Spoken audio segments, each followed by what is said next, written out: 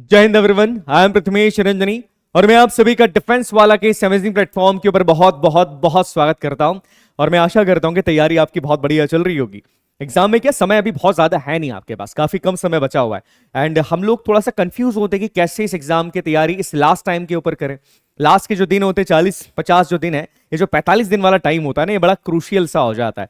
मतलब ये मान के चलिए जितनी भी तैयारी आपने करी है, अगर ये 45 दिन के अंदर आपकी स्ट्रेटेजी सही नहीं है या आपने थोड़ी बहुत भी गड़बड़ कर दी तो एग्जाम क्रैक करना बहुत मुश्किल हो जाता है। अब एक मिथ कई बार क्या होता है स्टूडेंट्स के दिमाग के अंदर होता है कि एनडीए को केवल हमको क्लियर करना है, केवल हमको रिटर्न क्लियर करना है। रिटर्न क्लियर करने का मतलब क्या होता है, कई बार स्टूडेंट्स को लगता है कि मुझे केवल मेरे कट ऑफ को क्लियर करना है। कट ऑफ क्या जाता है, जितना भी कट ऑफ जा रहा है लास्ट ईयर का आप कट ऑफ देखते हैं, आप उससे थोड़े बहुत नंबर्स को प्लस माइनस करते हैं और आपको लगता है कि केवल कट ऑफ क्लियर कर लेने से आप इंडियन आर्मी को ज्वाइन कर लेंगे एक अधिकारी के तौर पे। बट यही सबसे बड़ा मिथ है। मैं आपको क्लियरली एक चीज कहूंगा, देखिए आपका एनडीए का जो रिटर्न है वो कितने नंबर का होता है, वो होता है आपके 900 नंबर का। एसएसबी की मैं बात करूं, एसएसबी भी आपका होता है 900 नंबर का। ये जो 9 और 9 1800 नंबर, इनमें से आपकी एक मेरिट लिस्ट बनती है। एस्पिरेंट्स गलती क्या करते हैं, कई बार वो रिटर्न की बहुत अच्छे से तैयारी नहीं करते हैं। क्यों नहीं करते, उन्हें लगता है कि साहब एसएसबी के अंदर हम स्कोर कर लेंगे, एसएसबी के अंदर हम बहुत ज्यादा स्कोर कर लेंगे। देखो वो चीज आपके हाथ में नहीं है, मैं क्लियरली कहूं। एसएसबी जो है उसमें आपकी पर्सनालिटी के अंदर क्या डायनामिक्स है, आपका मोटिव नीड्स, आपके डिफेंस मैकेनिज्म, आपका थॉट प्रोसेस, बहुत सारी चीजों के ऊपर आपका एसएसबी डिपेंड करता है।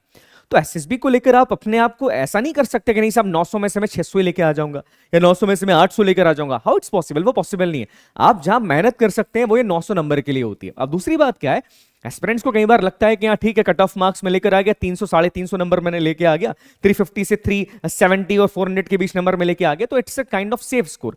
ये मैं इसके बाद क्या करूंगा, मैं अपने एसएसबी के लिए जाऊंगा और अच्छे नंबर लेकर मेरिट लिस्ट के अंदर आ जाऊंगा। देखो एक चीज याद रखिएगा, रिटर्न एग्जाम क्रैक करने से कुछ फायदा नहीं है। आपको समझना पड़ेगा मेरिट लिस्ट के अंदर सबसे ज्यादा इंपॉर्टेंस उन बच्चों को दी जाएगी जिनके रिटर्न और एसएसबी दोनों के नंबर ज्यादा थे। अब उनका नंबर आता है मेरिट लिस्ट के अंदर। तो ये बात याद रखिएगा कि आपको रिटर्न में कम से कम, मैं क्लियरली बात करूंगा यहां पर, मैं कोई ऐसी बात नहीं करने वाला हूं बिकॉज ये लास्ट के कुछ दिन बचे हुए हैं। मैं हवा में यहां पर नहीं कहूंगा कि ये कर लेना तो इतने नंबर आ जाएंगे, ये कर लेना तो इतने नंबर आ जाएंगे। प्रैक्टिकल नहीं है वो चीज, ठीक भी नहीं लगती। बट ये पॉइंट याद रखिएगा, अपनी तैयारी को अभी इस टाइम पर इस तरीके से बूस्ट कर लो कि कम से कम 900 में से कम बोल रहा हूं मैं, कम से कम 450 नंबर लेके आओ। 450 प्लस नंबर, एटलीस्ट इतने नंबर आपको लाना पड़ेंगे अगर सेफ स्कोर लेना है आपको। तो आपको चांस बनाना है मेरा कि हाँ मुझे नेशनल डिफेंस एकेडमी ज्वाइन करना है, मुझे मेरे लक्ष्य को प्राप्त करना है, मुझे मेरिट लिस्ट के अंदर मेरा नाम चाहिए। कम से कम 450 प्लस नंबर आपको चाहिए, इस बात को आप दिमाग में बिठा लीजिएगा। और आज का जो टॉपिक है मैं इसी बारे में बात करूंगा कि 450 नंबर के लिए अभी हम क्या कर सकते हैं। अभी मैं ये नहीं बोलूंगा कि जिसने तैयारी नहीं करी उसका भी हो जाएगा, ये ब्लफ है। ऐसा नहीं हो सकता कि अभी आपने तैयारी नहीं करी, इतने टाइम तैयारी नहीं करी, एक महीने के अंदर मैं 450 नंबर लेकर आ जाऊंगा। I am not that kind of person. और ये चैनल भी ऐसा नहीं कि आपको ये बोले कि आप एक महीने के अंदर 450 नंबर लेके आ जाओगे, नहीं, ऐसा नहीं होता है। तो ये वीडियो बेसिकली उन बच्चों के लिए जिन्होंने तैयारी करी है, एटलीस्ट 50% से लेकर 60% के बीच में भी तैयारी कर ली, उनके लिए वीडियो काफी फायदेमंद है। अब कुछ नहीं पढ़ा है तो फिर कोई मतलब नहीं, बिकॉज कुछ नहीं पढ़ा है तो कहां से 450 नंबर लेकर आ जाओगे एनडीए के अंदर। तो चलिए इस वीडियो की शुरुआत करते हैं।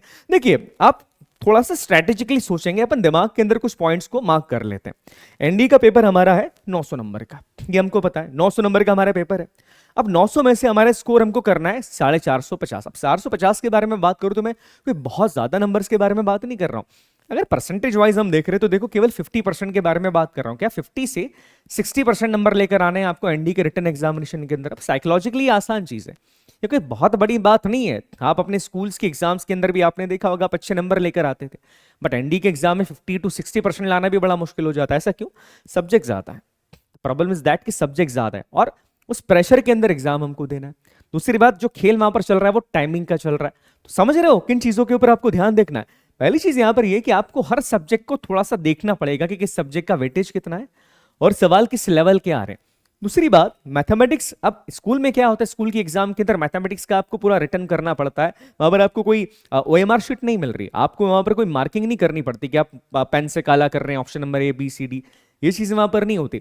यहां पर जो पूरा खेल जाएगा मैथमेटिक्स के अंदर वो जाएगा आपका टाइमिंग के ऊपर, आप किस तरीके से टाइम को मैनेज करते हैं। और इन्हीं पॉइंट्स के ऊपर हम बात करेंगे कि हम किस तरीके से 450 नंबर लेके आ सकते हैं। और मेरा बिलीव कीजिएगा, मुझ पर अगर थोड़ा भी भरोसा करते हो तो बिलीव करना, 450 नंबर लाना कोई बहुत बड़ी बात नहीं है, बहुत बड़ी बात नहीं है। प्रॉपर स्ट्रेटेजी आप फॉलो करो, प्रॉपरली पॉइंट्स को आप फॉलो करो, आप आसानी से लेकर आ सकते हैं 450 नंबर। बट मैं फिर बोलूंगा जिसने पढ़ाई करी है लेक्चर उसके लिए, सबके लिए नहीं है कि सर पढ़ा तो कुछ नहीं पर बोले 450 नंबर लेकर आ जाए। अब देखो मैथ्स का वेटेज अगर मैं क्लियरली कहूं तो देखो 900 में से 300 नंबर आपको मैथ्स दिलाता है और जीएटी यहां पे आपको 600 नंबर दिलाएगा। 600 में से आप ये मान के चलिए 200 नंबर हमारे इंग्लिश के हैं, ठीक है, 200 नंबर हमारा इंग्लिश हमको देता है और 400 नंबर बहुत बड़े होते हैं। 400 नंबर आपको आपके दूसरे सब्जेक्ट देंगे जैसे history, political science, geography, current affairs और साइंस के सब्जेक्ट जैसे फिजिक्स, केमिस्ट्री और माफ कीजिएगा फिजिक्स, केमिस्ट्री, बायोलॉजी, ये सारे के सारे आपको 400 नंबर यहाँ पर देते हैं। अब देखो मैं फिर से वही कहूंगा, कई सारे बच्चे ऐसे जहां पर जिनका मैथमेटिक्स बहुत अच्छा होगा, कुछ बच्चे ऐसे जिनका मैथमेटिक्स बड़ा खराब होगा, कुछ ऐसे साहब जिनका जीएटी बड़ा खराब है कुछ और उनका मैथ्स अच्छा है, और कुछ ऐसे साहब जिनका मैथ्स तो बहुत बढ़िया पर जीएटी बड़ा खराब है। अब यहां पर ही अपने को चीजें ध्यान में रखनी है। अब एक रफ आइडिया अगर मैं निकालूं, एक मैं एवरेज बच्चे के बारे में बात करूं और 450 नंबर के बारे में बात करूं।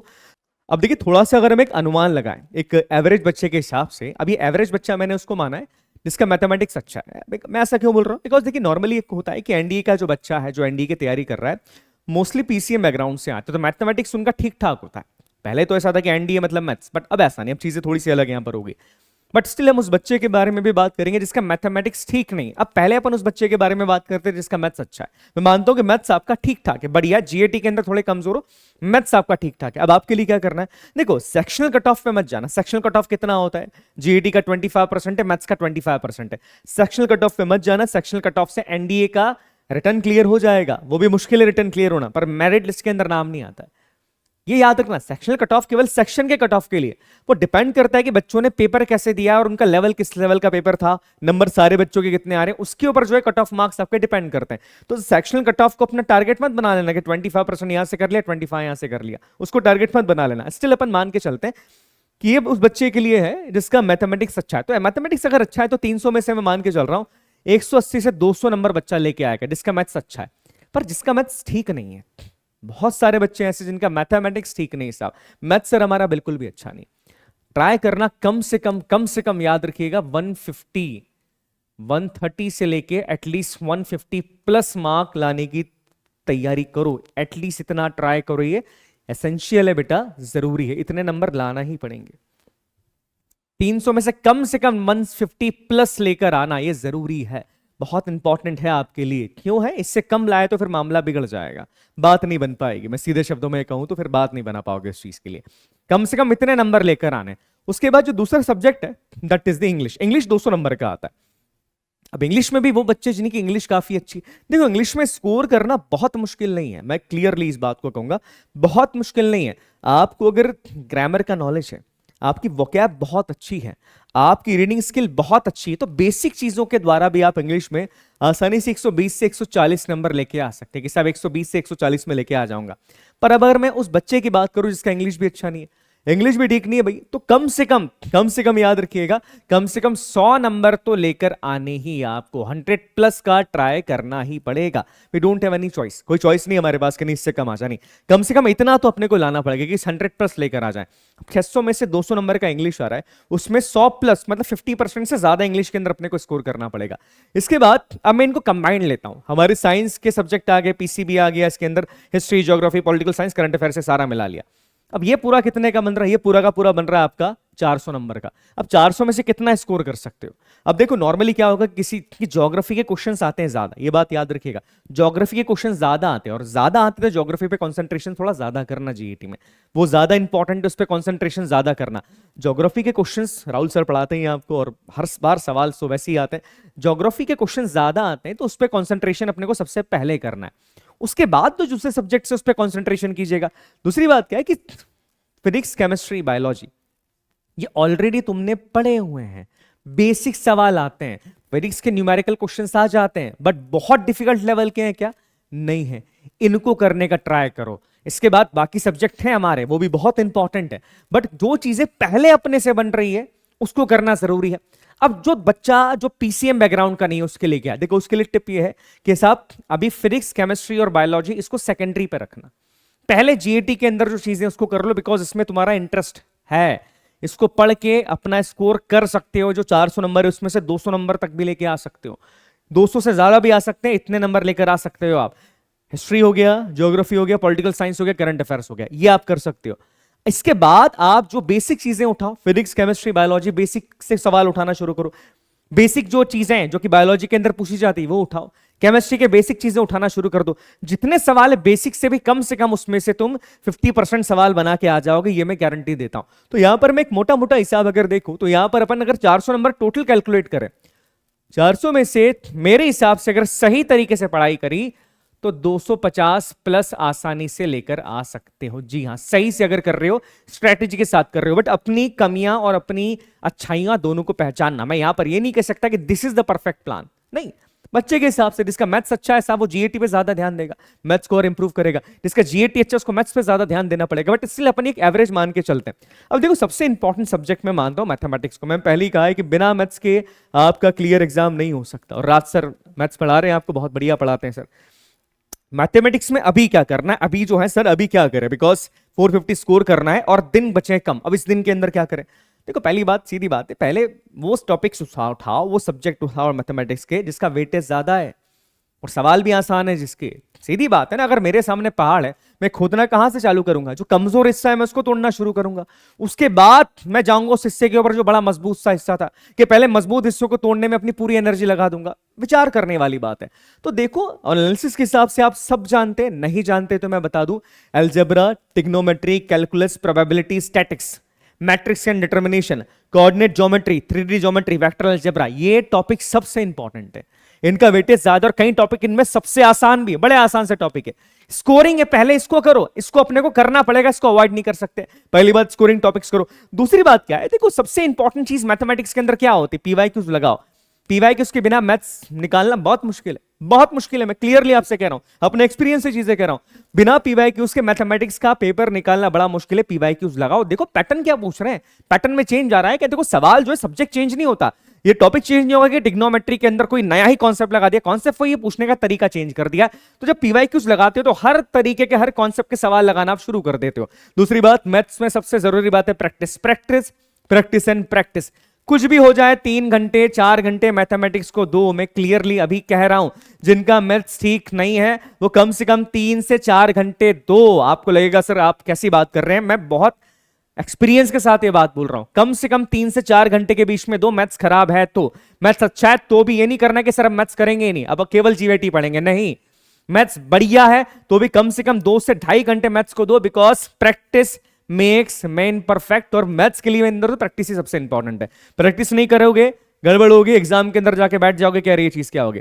उसके बाद एनालिसिस करो अपना कि कौन सा टॉपिक मेरे लिए बड़ा खराब था, किस टॉपिक में अटक रहा हूं, किस तरह के सवाल में अटक रहा हूं। अब देखो सवाल का वेटेज कितना है एग्जाम में, ऐसा तो नहीं कि इस टॉपिक के 5-6 सवाल आ रहे हैं, 3-4 ही आ रहे हैं, फिर उस पर बहुत मेहनत मत करो। समय कम है हमारे पास, समय थोड़ा कम है, उस पर बहुत मेहनत मत करो। देखो अच्छा अटक मैं क्यों रहा हूं, फॉर्मुला बेस्ड क्वेश्चन आ रहा है उस पर अटक रहा हूं क्या, ये कैलकुलेशन मेरा नहीं हो रहा है। अपना एक खुद का एनालिसिस करो।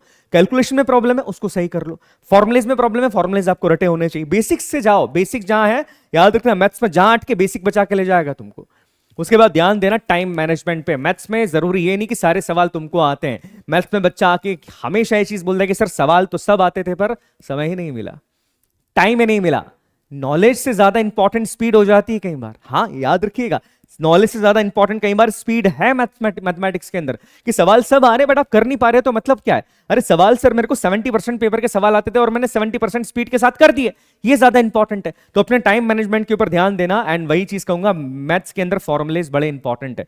तो ये इन दिनों के अंदर ना सबसे पहले इस चीज के ऊपर ध्यान दो कि ये करना क्या है, किस तरीके से करना है और कैसे इसको आगे ले जाना है। दूसरा हमारा सब्जेक्ट आता है जो काफी इंपॉर्टेंट है, दैट इज इंग्लिश। इंग्लिश बड़ा इंपॉर्टेंट है, बड़ा डर लगता है एस्पिरेंट्स को, सर हम हिंदी मीडियम से इंग्लिश कैसे करें। भाई इंग्लिश में बोलना थोड़ी है, एनडी के एग्जाम में इंग्लिश में बोलने जाना है क्या? ऐसा तो थोड़ी है कि आपको एनडी के एग्जाम में बिठा रहे और इंग्लिश के अंदर आपको बात करनी पड़ेगी, नहीं। अरे आपको इंग्लिश की जानकारी होनी चाहिए, पेपर में इंग्लिश आना है, दैट मीन्स आपको एग्जामिनेशन पॉइंट ऑफ व्यू से इंग्लिश को पढ़ना है। अब पढ़ने के लिए जरूरी क्या है, देखो मैंने पहले ही कहा है कि रीडिंग स्किल बड़ी इंपॉर्टेंट है। एनडी का जो इंग्लिश का पेपर है 4 चीजें इंपॉर्टेंट है उसमें, एक तो रीडिंग स्किल, दूसरी ग्रामर, तीसरी वोकैब, और वोकैब के अलावा जो मोस्ट इंपॉर्टेंट थिंग आती है वो एरर्स को पहचानना है। हाँ जी, एंटोनियम, सिनोनियम, आप ग्रामर ले लीजिए, वोकैब ले लीजिए, ये एनडीए के इंग्लिश के लिए एसेंशियल चीज है। अब देखो इसके लिए क्या करना है, इस एंड समय अंत समय पर क्या किया जा सकता है, पेपर को देखो। देखो हम लोग इसमें इजी पार्ट हमारा क्या हम कर सकते हैं, ईडियम एंड फ्रेजेस को कर सकते हैं, इसको सबसे पहले कर लो, ये बाहर से नहीं जाते। एंटोनियम, सिनोनियम्स ये करके जाना, और लास्ट ईयर के कर लो, दानिश सर एक प्रॉपरली आपको मटेरियल देते हैं, उससे बाहर नहीं जाता है। मैं गारंटी से चीज कह रहा हूं कि उससे बाहर नहीं जाएगा जो सर आपको बता रहे हैं। एक प्रॉपर मटेरियल सर देते हैं, जो क्लास के बच्चे उनके पास होगा, ये करना पड़ेगा। वोकैब जरूरी है, और याद रखो दिन में कम से कम, अब समय ऐसा आ गया कि साहब 25 से 30 से ज्यादा ही आपको वोकैब्स आपको दिन में करना पड़ेंगे। एंटोनियम सिनोनियम पे अपनी पकड़ बना ली। उसके बाद आता है अपना सेंटेंस कंप्लीटेशन। ये आसान है, कुछ टॉपिक्स आसान है, ये रीडिंग वाले टॉपिक्स हैं, इनके ऊपर अपनी पकड़ बनाओ। अब देखो इंग्लिश में पकड़ बनाने का एक ही तरीका है, आपको क्वेश्चंस लगाने पड़ेंगे। सेम फॉर्मूला यहां पर भी है, पीवाईक्यूज लगाओ, देखो किस लेवल के सवाल आ रहे हैं। ग्रामर के अंदर अगर आप स्पॉटिंग एरर्स के बारे में बात कर रहे हैं, तो एरर कहां पकड़नी है, कौन सा ग्रामर का रूल यहां पर लग रहा है। ग्रामर पढ़ने से कुछ नहीं होता इंग्लिश में, ग्रामर का रूल कहां लग रहा है ये जानना जरूरी है, ये पॉइंट याद रखिएगा। सेंटेंस अरेंजमेंट के लिए जरूरी क्या है, आपकी रीडिंग स्किल अच्छी होनी चाहिए। तो बहुत मुश्किल नहीं है, मैं फिर से आपको कह रहा हूं, चीजें वही करनी है, बट जो बेसिक है, जो आसान है, उसको पहले करना, बाद में डिफिकल्ट को करना। अब तुम अपना एनालिसिस करो कि मेरे को डिफिकल्ट क्या लगता है, मेरे को आसान क्या लगता है। मेरे लिए वोकैब बड़ी डिफिकल्ट है, बट करना पड़ेगी। ज्यादातर बच्चा वोकैब में ही फंसता है, ये तुम भी जानते हो और मैं भी जानता हूं। वोकैब इंप्रूव करना पड़ेगी। अरे पीवाईक्यूज देखो, वोकैब का लेवल वहां पर देखो, किस तरह की वोकैब आ रही है वो आप देख लो, आप बिल्कुल कर सकते हो। तो भरोसा रखो अपने आप पे। अब इसके बाद जो हमारे जीएटी के सब्जेक्ट्स हैं, देखिए जीएटी के सब्जेक्ट्स में इंपॉर्टेंट टॉपिक्स ऑलरेडी बता चुका हूं मैं पहले भी, जो मैंने बताया था आपकी 4 महीने की स्ट्रेटेजी क्या होनी चाहिए, उसमें सेम इंपॉर्टेंट टॉपिक्स थे। यहां पर आप और देख लीजिएगा हिस्ट्री के इंपॉर्टेंट टॉपिक्स क्या है, ज्योग्राफी के क्या है यहां पर। इसके बाद आप पॉलिटी आप देख सकते हैं, economy, physics, biology, chemistry, and last but not the least current affairs. Current affairs करके जाना, ये 6 महीने वाला एग्जाम है। क्या है, 6 महीने वाला। इसमें तुमको 6 से 7 महीने मिले थे, कम से कम हो सके भाई तो 1 साल का करंट अफेयर्स करके जाना, नहीं तो कम से कम 9 महीने का कर लेना। कई बार सवाल पूछ लेते हैं 6 महीने से पुराना भी। और कौन सा करना है, पहले डिफेंस वाले करना, डिफेंस का करंट अफेयर्स आएगा ही आएगा, तो पहले डिफेंस वाले कंप्लीट करना, बाकी चीजें बाद में देखना। तो पहले डिफेंस से रिलेटेड वो चीजें देखना जो डील्स हमने करी है, जो भारत के अंदर नए वेपन्स बन रहे हैं, या डिफेंस से रिलेटेड जितनी भी इंपॉर्टेंट न्यूज थी वो कर लेना। स्पोर्ट्स पे बहुत ध्यान मत देना, मैं क्लियरली कह रहा हूं, स्पोर्ट्स का सवाल कम आता है, बहुत ध्यान मत देना। पढ़ लेना, इंपॉर्टेंट इवेंट्स देख लेना, पर बहुत ध्यान मत देखना। अवार्ड्स देख लेना, सेरेमनीज देख लेना, बट ज्यादातर अवार्ड्स वो देखना जो भारत के अंदर दिए गए। इंटरनेशनल क्या, अब जैसे ऑस्कर है, ऑस्कर अब ये इतना नहीं पूछते, सबको पता है। जो भारत के अंदर अवार्ड दिए जा रहे हैं, किसको दिया जा रहा है, वो थोड़ा देख लेना। ये चीजें इंपॉर्टेंट है करंट अफेयर्स के अंदर, तो अच्छा स्कोर आप कर सकते हो। अब इसके बाद 30 डेज का मान के बारे में अगर मैं बात करूं, कि मान लो मुश्किल से 30 दिन बचे हैं अपने पास, क्या करना है 30 दिन में, मॉक टेस्ट लगाओ भाई। सबसे इंपॉर्टेंट मॉक टेस्ट इस टाइम पे, बिना मॉक टेस्ट के किसी की नैया पार नहीं होती, तुम्हारी भी नहीं हो पाएगी। मॉक टेस्ट लगाओ, फिर बोलूंगा लगाओ, फिर बोलूंगा लगाओ। मुझे पता है मॉक टेस्ट लगाने में लगता है डर, क्यों, नंबर कम आ रहे हैं सर, क्या करें। अरे नंबर कम इसलिए आ रहे हैं बिकॉज अभी तुम्हारा टाइम मैनेजमेंट परफेक्ट नहीं है, नॉलेज की कमी नहीं है तुम्हारे अंदर। मॉक टेस्ट लगाया ही इसलिए जाता है ताकि मेरी कमी मुझे पता लगे। अरे जब मेरे अंदर कमी है तो नंबर कम ही आएंगे ना, उस कमी पे काम करूंगा, उसके बाद मेरे नंबर इंप्रूव होते हैं। अब बच्चा गलती क्या करता है कि पहला मॉक टेस्ट लगाता है, दूसरा लगाता है, नंबर कम आते हैं, तो बोलता है अब मैं मॉक टेस्ट नहीं लगाऊंगा, अब मैं एग्जाम के अंदर जाकर ही बैठ जाऊंगा। डोंट डू दैट थिंग, ये मत करना, किसी भी कीमत पे चीज मत करना। मॉक टेस्ट लगाओ, उसके बिना एग्जाम नहीं निकलेगा। और लगाने से काम थोड़ी चलता है, मॉक टेस्ट लगाने के बाद उसको क्या करना पड़ेगा, उसको एनालाइज करना पड़ेगा कि मैंने कहां गड़बड़ करी, कौन सा सवाल नहीं बना मुझसे, किस सवाल में ज्यादा समय लग गया, अरे कौन सा टॉपिक मुझे समझ में नहीं आया था, कौन सा टॉपिक ऐसा था जो बहुत डिफिकल्ट है जिसको छोड़ना जरूरी है। समझो इन चीजों के बारे में। और सबसे इंपॉर्टेंट क्या जानना होता है मॉक टेस्ट के अंदर, कि उस टॉपिक में मैंने कहां मिस्टेक करी जो मेरे को बहुत अच्छे से आता था, बट मॉक टेस्ट के अंदर मैं उसको खराब करके आ गया, उस टॉपिक के क्वेश्चन को रॉन्ग करके आ गया। और जो टॉपिक्स मिल रहे हैं उसके ऊपर काम करना शुरू करो, उसका वेटेज देखो, बहुत डिफिकल्ट नहीं है, मैं फिर बोल रहा हूं। और स्टार्ट किससे करोगे, इजी टॉपिक से। याद रखना, अभी चीजें स्टार्ट कर रहे हो ना रिवीजन के लिए डिफिकल्ट टॉपिक मत स्टार्ट कर लेना, ये इजी टॉपिक्स और इंपॉर्टेंट से स्टार्ट करना। अदरवाइज वही बात नहीं कि शुरुआत में इतना बड़ा दुश्मन देख लिया तो साहब कैसे उससे लड़ाई कर लोगे, है ना। तो जरूरी है कि अपने आप को प्रिपेयर करने के लिए, अपना मोटिवेशन बढ़ाने के लिए इजी टॉपिक से स्टार्ट करो, उसके क्वेश्चंस लगाओ तो चीजें आपकी क्लियर हो जाएगी। उसके बाद इजी और स्कोरिंग टॉपिक्स कंप्लीट कर लो और वोकैब को डेली कर लेना। ये कुछ इंपॉर्टेंट चीजें बेटा, इसको समझना पड़ेगा हमको। बहुत डिफिकल्ट है चीजें, नहीं बहुत डिफिकल्ट तो नहीं है, बहुत आसान है, बहुत आसान भी नहीं है। तो ये कुछ चीजें थी, मुझे लगा आपको पता होना चाहिए, और अगर ये चीजें फॉलो करते हो तो 450 नंबर आ जाएंगे। जी हाँ, एक और चीज मैं आपको बताना चाहता हूँ, विश्वास दिवस जो फिजिक्स वाला का एक ऐसा इनिशिएटिव है, आप लोगों ने जो हम पे विश्वास दिखाया इतने सालों का, उस विश्वास का एक प्रतीक है फिर विश्वास दिवस। तो विश्वास दिवस के ऑफर्स चल रहे हैं, 10 मार्च तक ये ऑफर होने वाले हैं, जिसमें आप देख सकते हैं एनडी श्योर 2.0 जो 2025 के लिए, उसका प्राइस 2499 कर दिया गया है। एनडी श्योर 2.0 प्लस परिश्रम 2026 जो क्लास 12 के लिए, उसका प्राइस 5999 कर दिया गया है। इसके अलावा एनडी श्योर 2.0 प्लस लक्ष्य जेडबली, उसका प्राइस 6999 कर दिया गया है। इसके अलावा ND foundation plus ND sure 2.0 2026, इसका प्राइस 4499 कर दिया गया है। इसके अलावा ND foundation plus ND sure 2.0 2026 के लिए और अर्जुना जेडबल, इसका प्राइस 8999 कर दिया गया है। और इसके अलावा ND foundation plus ND sure 2.0 plus Uday 2026, इसका प्राइस 7499 है। और परमवीर महापैक जो कि army, air force, coast guard and more in exams के लिए होता है, वनडे एग्जाम्स वाला, ये 799 का कर दिया गया। तो आप इसका लाभ ले सकते हैं। और ये ऑफर कब तक वैलिड है मैं क्लियरली बता दूं, 10 मार्च तक वैलिड है। नोट करना, 10 मार्च तक वैलिड है ऑफर। इसके अलावा रियल टेस्ट के ऊपर भी डिस्काउंट है, देख लीजिएगा। रियल टेस्ट देना जरूरी है, मैं फिर बोलूंगा, मॉक टेस्ट देना। मॉक टेस्ट के बिना एग्जाम क्लियर होगा क्या? नहीं होगा। आप जितने लोगों ने पहले तैयारी करी है एनडी की, आप उनसे पूछ लीजिएगा, बिना मॉक टेस्ट के कोई भी एग्जाम क्लियर नहीं होता है। तो अगेन वही 10 मार्च तक ये ऑफर रहने वाला है। चलिए बेटा, आप अपना ध्यान रखिएगा, मैं नेक्स्ट सेशन के अंदर मिलता हूं आपसे और बात करते हैं मिलके फिर। चलिए, जय हिंद, जय भारत, भारत माता की जय।